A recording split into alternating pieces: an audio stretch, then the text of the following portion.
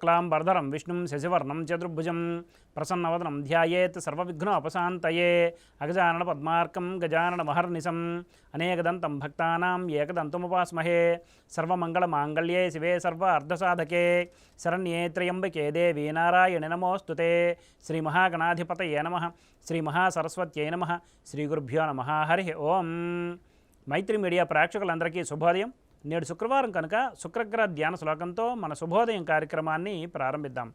ఓం హిమకుందం నాలాభం దైత్యానాం పరమం గురుం సర్వశాస్త్ర ప్రవక్తారం భార్గవం ప్రణమామ్యం అనే ధ్యాన శ్లోకాన్ని నేడు అవకాశం ఉన్నంత వరకు పారాయణ చేయండి. ఆంగ్ల తేదీ ప్రకారం తేదీ 24/5/2024 శుక్రవారం, శ్రీ క్రోధినామ సంవత్సరం, ఉత్తరాయణం, వసంత ఋతువు, వైశాఖమాసం, బహుళపక్షం, నందతిథి అయిన పాడ్యమి రాత్రి 6:50 వరకు ఉన్నది పిమ్మట విధియ. అనురాధ నక్షత్రం పగలు 10 గంటల వరకు ఉన్నది పిమ్మట జ్యేష్ఠ నక్షత్రం. నేటి వర్జ్యం మధ్యాహ్నం 3:47 నుండి 5:24 వరకు, దుర్ముహూర్తం ఉదయం 8 గంటల నుండి 8:52 వరకు, మరలా మధ్యాహ్నం 12:11 నుండి 1:11 వరకు ఉన్నది.